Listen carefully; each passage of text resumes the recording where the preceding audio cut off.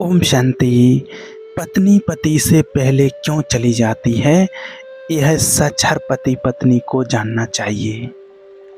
देखिए, इस प्रश्न की जड़ कहाँ से शुरू होती है। एक दिन राजा जनक मिथिला की धरती पर गहरे चिंतन में बैठे थे।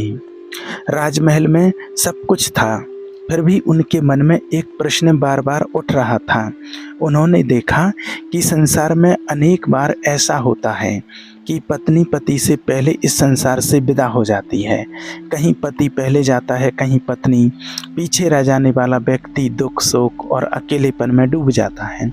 जनक के मन में विचार आया, यदि आत्मा अमर है, यदि मृत्यु केवल शरीर की होती है, तो फिर किसी प्रिय के जाने पर इतना दुख क्यों होता है। और यदि पति पत्नी का संबंध जन्म जन्मांतर का है, तो फिर मृत्यु उन्हें अलग कैसे कर देती है। इन्हीं प्रश्नों को लेकर वे महर्षि अष्टावक्र के पास पहुंचे। राजा जनक ने विनम्रता से पूछा, गुरुदेव, एक बात मेरे मन को विचलित करती है। जब पत्नी पति से पहले चली जाती है तब पति टूट जाता है, जब पति पहले जाता है तब पत्नी रोती है। यदि आत्मा न मरती है न जन्म लेती है, तो ये वियोग किसका है। अष्टावक्र मुस्कुराए। उन्होंने जनक की ओर देखा और कहा, राजन, तुम्हारा प्रश्न पत्नी या पति के पहले जाने का नहीं है, तुम्हारा प्रश्न अज्ञान और ज्ञान का है। जनक चकित हो गए। अष्टावक्र बोले, जिस दिन आप यह जान जाओगे कि तुम शरीर नहीं हो, उसी दिन ये प्रश्न भी समाप्त हो जाएगा कि कौन पहले गया कौन बाद में। जनक ने पूछा, कैसे गुरुदेव। अष्टावक्र ने कहा, मान लो कि दो यात्री एक सराय में एक रात के लिए ठहरे। वे साथ बैठे, साथ भोजन किया, बातें की और मित्र बन गए। सुबह एक यात्री उत्तर दिशा में चला गया और दूसरा दक्षिण दिशा में। तो बताओ, क्या वे वास्तव में बिछड़ गए। जनक बोले, नहीं, वे तो केवल यात्रा के लिए मिले थे। अष्टावक्र ने कहा, ठीक वैसे ही पति और पत्नी भी हैं। आत्माएं कुछ समय के लिए एक ही घर, एक ही परिवार और एक ही जीवन यात्रा में साथ आती हैं, फिर समय पूरा होने पर अपनी अपनी दिशा में आगे बढ़ जाती हैं। जनक कुछ देर मौन रहे, लेकिन उनका मन अभी संतुष्ट नहीं हुआ। उन्होंने कहा, गुरुदेव, यदि यह इतना सरल है तो मनुष्य रोता क्यों है। अष्टावक्र ने उत्तर दिया, क्योंकि वह संबंध को सत्य मान लेता है और आत्मा को भूल जाता है। फिर उन्होंने गीता का सार समझाते हुए कहा, तुम कहते हो मेरी पत्नी, मेरा पति, मेरा पुत्र, मेरा परिवार, यही मेरा दुख का कारण है। आत्मा कभी नहीं कहती है कि यह मेरा है, मेरा केवल मन कहता है। जनक के भीतर कुछ हिलने लगा। अष्टावक्र आगे बोले, जिस दिन कोई व्यक्ति समझ लेता है कि वो शुद्ध चैतन्य आत्मा है, उसके लिए ना तो उस दिन कोई आता है ना कोई जाता है, तब मृत्यु केवल वस्त्र बदलने जैसी घटना रह जाती है। जनक ध्यान से सुन रहे थे, तभी अष्टावक्र ने कहा, राजन, तुम पत्नी के पहले जाने का कारण पूछते हो, लेकिन प्रकृति किसी नियम से नहीं चलती कि पत्नी पहले जाएगी या पति। जो शरीर अपना कर्म पूरा कर लेता है वो पहले चला जाता है, आत्मा का इससे कोई संबंध नहीं। ये सुनकर जनक शांत हो गए, पर उनके मन में एक और गहरा प्रश्न जन्म ले चुका था। उन्होंने सोचा, यदि संबंध केवल यात्रा का संयोग है तो सच्चा प्रेम क्या है, और क्या ज्ञान प्राप्त होने के बाद भी प्रेम बना रहता है। अष्टावक्र ने उनकी आंखों में उठते हुए प्रश्न को पढ़ लिया। वे मुस्कुराए और बोले, राजन, कल मैं तुम्हें बताऊंगा कि आसक्ति और प्रेम में क्या अंतर है। वहीं से तुम्हारे प्रश्न का वास्तविक उत्तर प्रारंभ होगा। आसक्ति मरती है, प्रेम नहीं। अगले दिन प्रातः काल राजा जनक पर महर्षि अष्टावक्र के समक्ष उपस्थित हुए। रात भर उनके मन में एक ही प्रश्न घूमता रहा था, यदि पति पत्नी का संबंध केवल एक यात्रा का संयोग है, तो फिर सच्चा प्रेम क्या है। और जब कोई प्रिय व्यक्ति संसार से चला जाता है, तो जो पीड़ा होती है वो किसकी होती है। अष्टावक्र ने जनक को अपने पास बैठाया और कहा, राजन, पहले प्रेम और आसक्ति का अंतर समझो, क्योंकि संसार के अधिकांश लोग आसक्ति को ही प्रेम समझ लेते हैं। जनक ध्यान से सुनने लगे। अष्टावक्र बोले, जब तुम किसी से कहते हो कि तुम मेरे हो, तब वहाँ प्रेम नहीं स्वामित्व का भाव छपा होता है, और जहाँ स्वामित्व है वहाँ भय भी होगा, खो देने का भय। लेकिन जब तुम किसी को उसकी स्वतंत्रता सहज स्वीकार करते हो, उसके अस्तित्व का सम्मान करते हो, तब प्रेम जन्म लेता है। फिर अष्टावक्र ने एक उदाहरण दिया। उन्होंने कहा, एक बार एक व्यक्ति ने अपने बगीचे में एक सुंदर पक्षी को देखा। वह पक्षी प्रतिदिन आता था, मधुर स्वर में गाता और उड़ जाता था। उस व्यक्ति को पक्षी से प्रेम हो गया, लेकिन धीरे धीरे उसने सोचा, यदि यह पक्षी मेरा हो जाए तो कितना अच्छा होगा। एक दिन उसने पक्षी को पकड़कर स्वर्ण पिंजरे में बंद कर दिया। अब पक्षी उसके पास तो था, लेकिन उसका गीत समाप्त हो गया, उसकी उड़ान समाप्त हो गई, उसकी प्रसन्नता समाप्त हो गई। कुछ दिनों बाद पक्षी मर गया। अष्टावक्र ने जनक की ओर देखकर पूछा, राजन, उस व्यक्ति को पक्षी से प्रेम था या अपने सुख से? जनक बोले, उसे पक्षी से नहीं, अपने अधिकार से प्रेम था। अष्टावक्र मुस्कुराए। यही संसार का रहस्य है। पति पत्नी एक दूसरे से प्रेम करते हैं, ये सुंदर बात है, लेकिन धीरे धीरे प्रेम में मेरा जुड़ जाता है। मेरी पत्नी, मेरा पति मेरे बिना वह नहीं रह सकता, उसके बिना मैं नहीं रह सकता, और जब मृत्यु का संबंध उस संबंध के बाहरी रूप को तोड़ देती है तब मन चीख उठता है। जनक ने पूछा, तो क्या ज्ञानी व्यक्ति को किसी के जाने का दुख नहीं होता? अष्टावक्र बोले, दुख की लहर शरीर और मन तक आ सकती है, लेकिन ज्ञानी उसमें डूबता नहीं। वह जानता है कि जो गया है वह वास्तव में कभी आया ही नहीं था। जनक आश्चर्यचकित रह गए। अष्टावक्र ने आगे कहा, आत्मा न कहीं से आती है न कहीं जाती है। अष्टावक्र गीता का सार बताते हुए बोले, जो तुम हो वह जन्म और मृत्यु से परे है। जो तुम्हारी पत्नी है उसका वास्तविक स्वरूप भी वही चैतन्य है। दो शरीर मिले थे, इसलिए तुम्हें लगता है कि दो लोग मिले थे। दो शरीर अलग हुए, इसलिए तुम्हें लगता है कि दो लोग बिछड़ गए, लेकिन आत्मा के स्तर पर न मिलन हुआ था न बिछो। जनक अब पहले से अधिक शांत थे, फिर भी उनके मन में एक प्रश्न शेष था।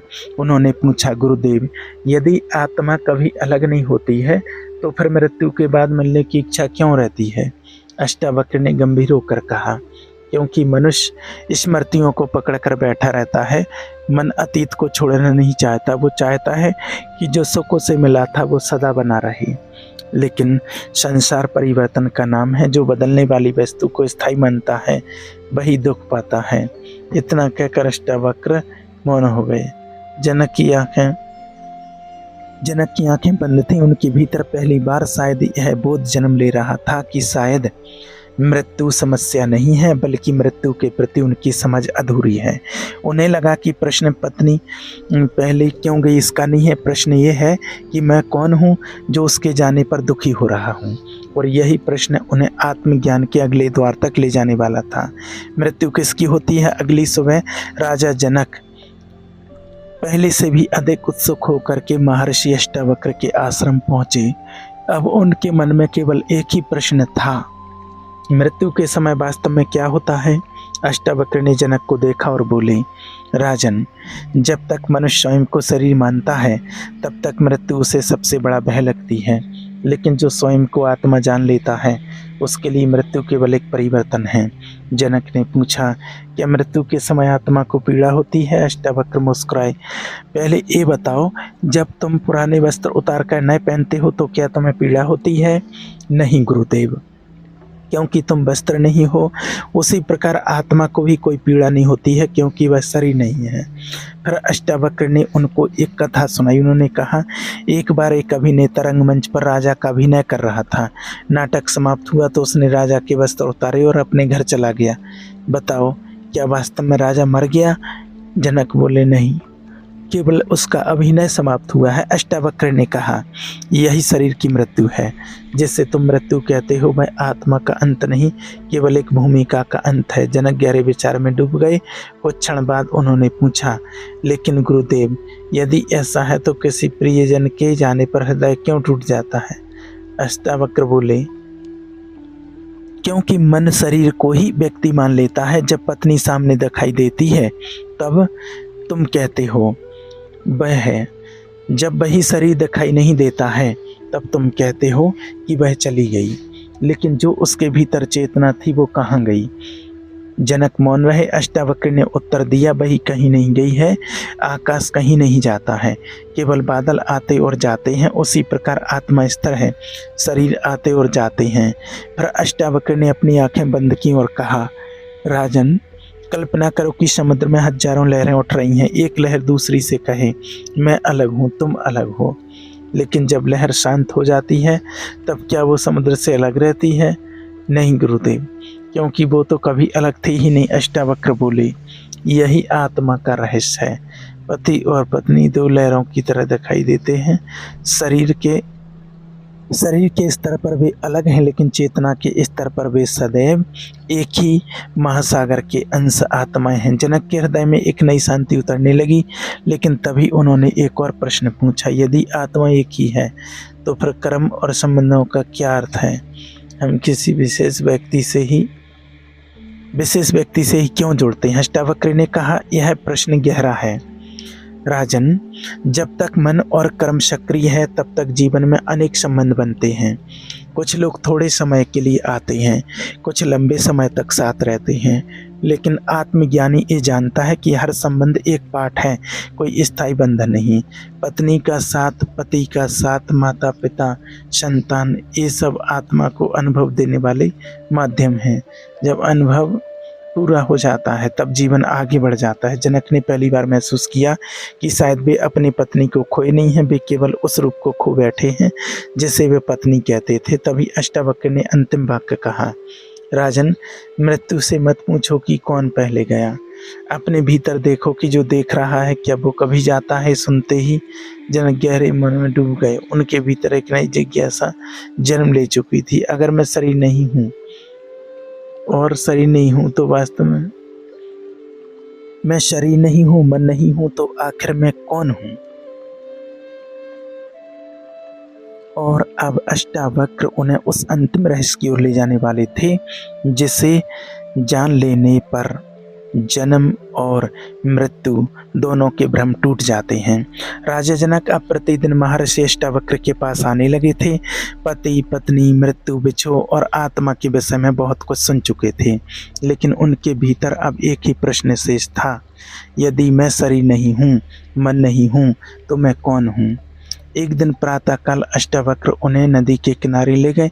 सूर्य की पहली किरण जल पर पड़ रही थी, हवा शांत थी, पक्षियों का मधुर स्वर वातावरण में गूंज रहा था। अष्टावक्र ने पूछा, राजन, इस नदी में क्या दिखाई दे रहा है? जनक बोले, जल दिखाई दे रहा है, उसमें आकाश का प्रतिबिंब दिखाई दे रहा है। अष्टावक्र ने कहा, यदि जल में लहरें उठें तो प्रतिबिंब कैसा होगा? टूटा होगा और स्थिर। और यदि जल पूर्णतः शांत हो जाए तब प्रतिदिन स्पष्ट दिखाई देगा। अष्टावक्र मुस्कुराई, यही तुम्हारे मन की स्थिति है। जब मन इच्छाओं भरे मोह और शोक की लहरों से भरा होता है तब सत्य दिखाई नहीं देता। जब मन शांत हो जाता तब आत्मा स्वयं प्रकट हो जाती है। जनक ध्यानपूर्वक सुन रहे थे। अष्टावक्र ने आगे कहा, तुम वर्षों से यह पूछ रहे हो कि पत्नी पहले क्यों गई, फिर तुमने पूछा कि मृत्यु क्या है, फिर तुमने पूछा कि आत्मा क्या है, लेकिन इन सब प्रश्नों का मूल एक ही है, तुम स्वयं को नहीं जानते। जिस दिन तुम स्वयं को जान लोगे उसी दिन सारे प्रश्न समाप्त हो जाएंगे। जनक ने विनम्र होकर पूछा, तो मुझे बताइए गुरुदेव, मैं कौन हूँ?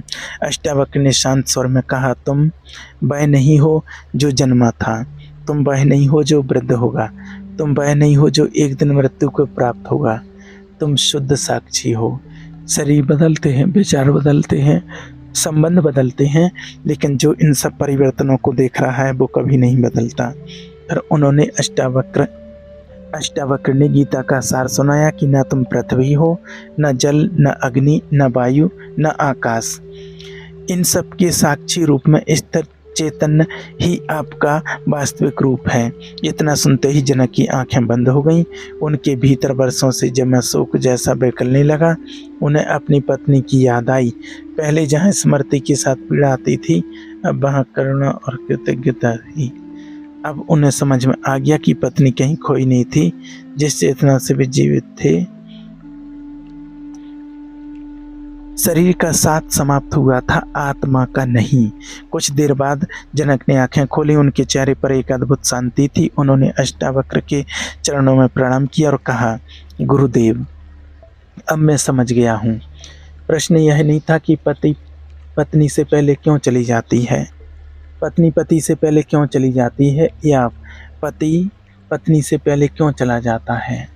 प्रश्न यह था कि मैं उस घटना को किस दृष्टि से देखता हूँ। अज्ञान में मृत्यु वियोग है, ज्ञान में मृत्यु परिवर्तन है। अज्ञान में संबंध बंधन है, ज्ञान में संबंध ईश्वर द्वारा दिया गया एक सुंदर अनुभव है। अष्टावक्र प्रसन्न हुए। उन्होंने कहा, राजन, अब तुमने जान लिया है कि प्रेम को पकड़ा नहीं जाता, केवल जिया जाता है। जो चला गया उसके लिए शोक मत करो, जो साथ था उसके लिए कृतज्ञ रहो, और जो तुम हो उसे पहचानो। उस दिन के बाद जनक ने कभी यह प्रश्न नहीं पूछा कि कौन पहले गया और कौन बाद में, क्योंकि अब वे जान चुके थे, आत्मा न आती है न जाती है। मृत्यु केवल एक द्वार है। प्रेम का अंत नहीं होता, केवल रूप बदलता है। और इसी बोध के साथ उनके हृदय का सारा शोक शांत हो गया। इस वीडियो का सार, पति या पत्नी का पहले जाना कोई आध्यात्मिक नियम नहीं है, बल्कि जीवन की स्वाभाविक घटना है। दुख का कारण मृत्यु नहीं, मेरा का भाव है। प्रेम और आसक्ति अलग है। आसक्ति दुख देती है, प्रेम मुक्त करता है। आत्मा न जन्म लेती है न मरती है। यही गीता का मूल संदेश है। तुम शुद्ध साक्षी चेतन आत्मा हो। जब यह बोध हो जाता है, तब जीवन और मृत्यु दोनों का भय समाप्त होने लगता है। ओम शांति।